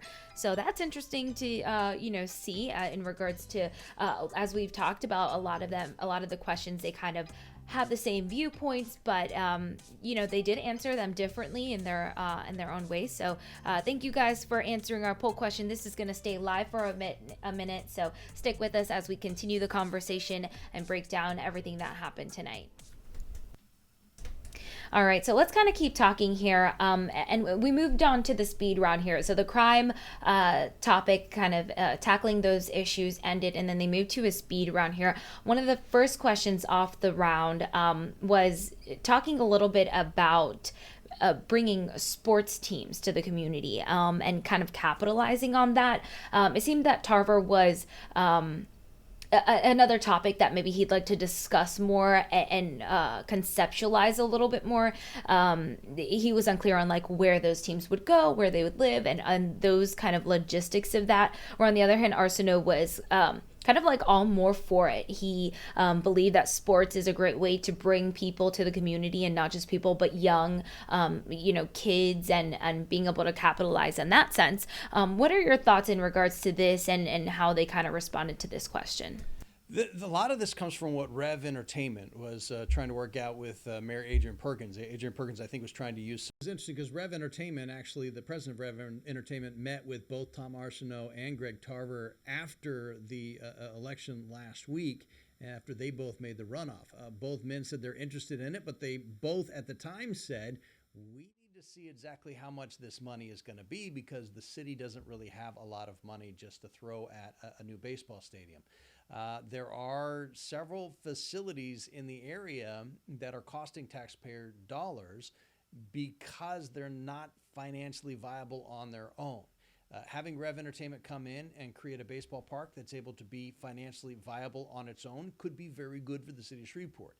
Having Rev Entertainment come in and create a baseball park that the city has to continue paying for, the way the city's paying for the convention center, or the way Bossier City's having to pay for the arena, I'm not sure that that's necessarily a good thing for the city. This also does get back to some of the first questions of the night. How do you keep people here in Shreveport? And I think that's part of the change in the way the two men were talking about it. Greg Tarver's talking about we've got to be fiscally responsible. That's absolutely correct. Tom Arceneaux was also talking about we've got to create something where people feel like they can pursue their happiness here, quality of life issues. That's another important thing here, too, for the city of Shreveport. So I think they both have their points on this. I think the big question finally is how much is Rev Entertainment asking the city of Shreveport to put up? Because if it's at all a significant figure, I'm not sure that the taxpayers of Shreveport will go for it, and I'm not sure it's really even financially viable. Yeah, I mean, well, the fairgrounds field has already been or in the process of demolition. We've been keeping an eye on that and updating our viewers in regards to that. So, I mean, it will be interesting to see how, the next elected mayor will move forward in regards to that topic and where that would go, as it was something initiated by Mayor Adrian Perkins, and see whoever takes that seat, what they'll do with that, how they pick that up. But so as we kind of come to a close here, let's just talk one more thing in regards to a voter turnout. What can we expect as we move to this runoff election come December? Well, that's really the whole key. We've been talking about how similar the answers are between Greg Tarver and between Tom Arceneaux all night long. Really, what's going to determine this, who's the next mayor, more than the issues, frankly, is going to be turnout. On election night last week, the areas that Greg Tarver won, the districts that Greg Tarver won, saw an average turnout of around 25%. Now, those are abysmal numbers for a mayoral election. But in the areas that Greg Tarver won, it was only about 25% turnout. However, in the districts that Tom Arceneaux won, the turnout was closer to 35 to 38%. It was much higher in those districts. That is why Tom Arceneaux was winning the popular vote on election night. It's because the areas and the people that voted for Tom Arceneaux, that wanted Tom Arceneaux to be mayor, showed up in bigger numbers. Turnout and by the way, the same places that voted for Arceneaux also voted for Mario Chavez, and the same places that voted for Greg Tarver voted for Adrian Perkins. So you really had two different primaries going on. It was the Tarver versus Perkins primary and the Arceneaux versus Chavez primary going on in really pretty much different parts of the city. The parts of the city that were voting for either Arceneaux or for Chavez showed up at about 35 to 38%. The parts of the city that were voting for either Tarver or Perkins only showed up at about 25%. If that continues into December 10th, Tom Arceneaux will be our next mayor. If Greg Tarver is able to increase his turnout, then Greg Tarver will be the next mayor because there are more districts, there's more population in the areas he won. It's just there was a lot more apathy in those areas as well last Tuesday. That's what the election's going to hinge on, who gets out their people to vote.